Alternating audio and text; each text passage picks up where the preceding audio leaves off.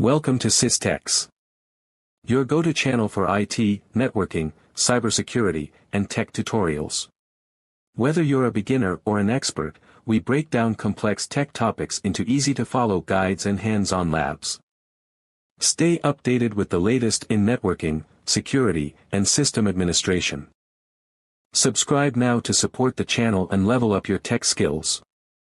Ever wondered how devices in different LANs can communicate with each other? Well, today we're diving deep into inter-VLAN routing using the router-on-a-stick method. By the end of this lab, you'll be able to configure VLANs, set up routing, and verify connectivity like a pro. Let's get started. I will use a minimal topology for this demonstration. The topology consists of a router, a switch, and two PCs. VLAN assignments is VLAN 10, name, sales, PC 1192.168.10.2/24. VLAN 20, name, HR, PC 2192.168.20.2/24. Router, VLAN 10 subinterface, 192.168.10.1/24, VLAN 20 subinterface, 192.168.20.1/24. Configure IP addresses on the PC1. Use 192.168.10.1 as PC1 default gateway. Configure IP addresses on the PC2. Use 192.168.20.1 as PC1 default gateway. Step 1. Configure VLANs on the switch. Enable. Configure terminal. VLAN 5. Name sales. Exit. VLAN 20. Name HR. Exit. 4. Assign ports to VLANs. Interface Fast Ethernet 0/1. Switchport mode access. Switchport access VLAN 10. Exit. Interface Fast Ethernet 0/2. Switchport mode access. Switchport access VLAN 20. Exit.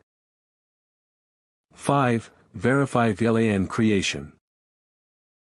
Do show VLAN brief. Step 2. Configure trunk port between switch and router. Interface Gigabit Ethernet 0/1. Switchport mode trunk. Switchport trunk allowed VLAN 10/20. Exit.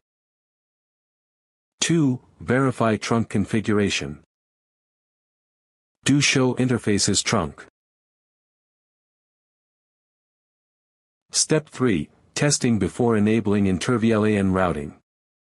1. From PC1, VLAN 10, try to ping PC2, VLAN 20. Ping 192.168.20.2. Expected result: ping fails because inter-VLAN routing is not enabled. 2. From PC1, VLAN 10, try to ping its own gateway, 192.168.10.1. Ping 192.168.10.1. Expected result: ping succeeds since it is in the same VLAN and can reach its gateway. 3. From PC2, VLAN 20, try to ping its own gateway, 192.168.20.1. Ping 192.168.20.1. Expected result: ping succeeds since it is in the same VLAN and can reach its gateway. Step 4. Configure router on a stick. Enable. Configure terminal. Interface Gigabit Ethernet 0/0. No shutdown. Interface Gigabit Ethernet 0/0/0.10. Encapsulation.1Q10. IP address 192.168.10.1255.255.255.0. No shutdown. Exit. Interface Gigabit Ethernet 0/0/0.20. Encapsulation.1Q20.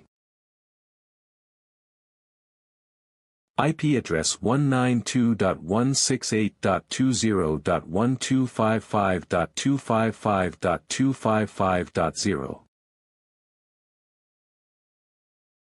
Exit. 4. Verify the configuration. Show IP interface brief. Step 5. Testing after enabling Inter-VLAN routing. 1. From PC1, VLAN 10, try to ping PC2, VLAN 20, again. Ping 192.168.20.2. Expected result: ping should now be successful since routing is enabled. 2. From PC2, VLAN 20, try to ping PC1, VLAN 10. Ping 192.168.10.2. Expected result: ping should be successful. 3. Check routing table on the router. Show IP route. Ensure the VLAN networks are listed and correctly routed. Conclusion. After completing the lab, you should understand how VLAN segment networks, why Inter-VLAN routing is needed, how to configure router on a stick for Inter-VLAN communication, how to verify connectivity before and after enabling routing. This lab provides a practical approach to learning VLANs and routing on Cisco devices. That wraps up today's lab on Inter-VLAN routing.